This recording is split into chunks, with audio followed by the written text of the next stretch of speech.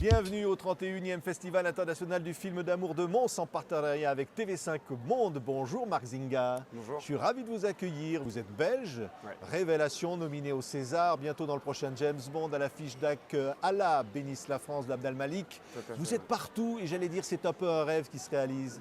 Ouais, c'est ça, ou disons que c'est un chemin qui se parcourt. Ouais. La grande chance que j'ai, c'est de pouvoir être en mouvement. Donc là, je profite de ça et j'essaie que chaque pas me permette d'emboîter l'autre. Ouais. Ouais, qu'Allah bénisse la France, c'est quand même un film marquant pour vous. Ouais. Vous interprétez Abdel Malik dans ce film. Ouais. Alors c'est curieux parce que j'interprète mon metteur en scène, mais ce qui rend tout ça très, très harmonieux, c'est que Malik n'a jamais eu un soupçon d'ego investi dans le travail.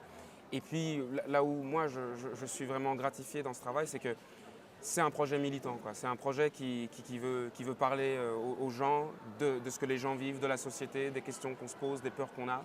Et donc c'est une fierté pour moi de participer à ça. Ouais. Et il vous raconte aussi un peu, vous êtes arrivé en Belgique à l'âge de 5 ans, C'est vous vrai, avez ouais. quitté le Congo, votre Ouais, Congo natal. ouais. Quand on a ce parcours-là, on ressent ces choses, ce thème évidemment. Évidemment. Plus fort. Ouais, je me sentais très proche de ce qu'on racontait là.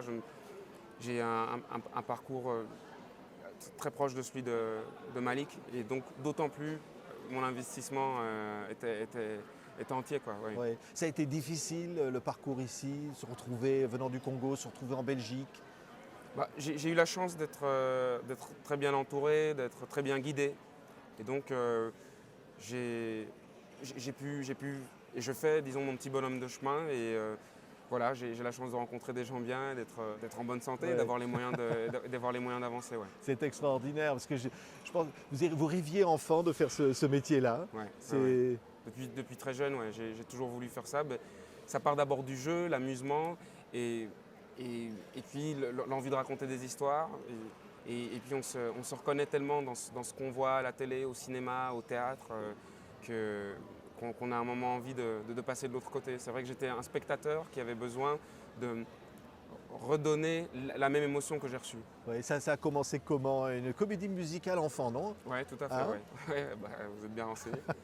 Ouais, j'ai fait une comédie musicale dans le cadre de l'école, j'avais 10 ans, et c'était déjà dans un cadre assez professionnel en fait que ça se faisait, alors que c'était organisé par... C'était l'initiative d'un des professeurs qui voulait vraiment ouvrir les jeunes à la créativité, à l'art, et professeur que je salue d'ailleurs, monsieur Van Latem. Et il y a eu un vrai déclic sur ces 2 années de comédie musicale, et je pense que ça a permis aussi à ma famille d'avoir une confiance dans ce potentiel-là, et à partir de là, j'ai continué Ouais. Alors de vous taper allez sur le faire coup. des personnages incroyables, vous allez incarner Lumumba. Ouais, au théâtre, Voilà. j'ai eu cette chance-là, ouais. Dans une pièce magnifique, splendide de Aimé Césaire, une saison au Congo, qu'on a créée à Lyon, mis en scène par Christian Scaretti, et puis qu'on a pu faire voyager un peu déjà à Paris, à la Martinique, donc chez Césaire. C'était un grand honneur d'être là, et qu'on espère faire encore vivre longtemps. Ouais. Alors on vous voit évidemment, on vous voit aux côtés de Benoît Poelvoorde, hein, vous jouez les rayures du zèbre, Ouais. vous êtes finalement un footballeur recruté par la Belgique. Ouais, c'est ça, ouais. C'est la magie du cinéma, on se retrouve dans des vies différentes, parce que je connaissais rien au football moi avant de participer à ce film. Magnifique expérience avec Benoît Mariage à la mise en scène, un acteur incroyable comme Poelvoorde en partenaire, donc j'ai énormément appris. Et puis un mois de tournage en Afrique, précédé d'un mois d'immersion, donc 2 mois en Côte d'Ivoire.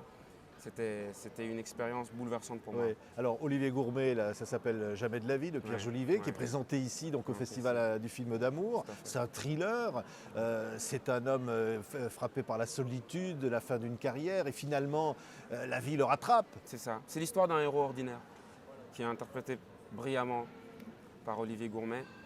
Et c'est la volonté de Pierre de parler de ces petites choses qui appartiennent aux gens de la vie de tous les jours, mais qui s'avèrent des combats qui, aussi simples soient-ils, en fait, ont une dimension très importante à l'échelle individuelle. Ouais. Oui. James Bond, non mais quand même, parlez-moi de ça. Hein, c'est incroyable, le Spectre. Alors il paraît que vous allez jouer le rôle du méchant face à Daniel Craig. Ça, c'est vous qui le dites. Malheureusement. Oui, mais parce que malheureusement, moi, je suis tenu par la confidentialité par rapport à ce projet, donc je peux... Ah ben moi j'ai lu, alors je peux vous donner des infos. Hein. J'ai lu que vous alliez être l'adjoint de Christophe Waltz dans La Méchanceté. C'est quelque chose, ça. Ouais, si vous l'avez lu. Oui, je l'ai lu, Vous l'avez lu quelque Mais part. l'idée de jouer un méchant, c'est jubilatoire, non? L'idée d'être méchant au cinéma. Ouais, j'ai eu l'occasion de faire ça dans un téléfilm et j'ai joué Mobutu, là, de nouveau. Ah oui, ça.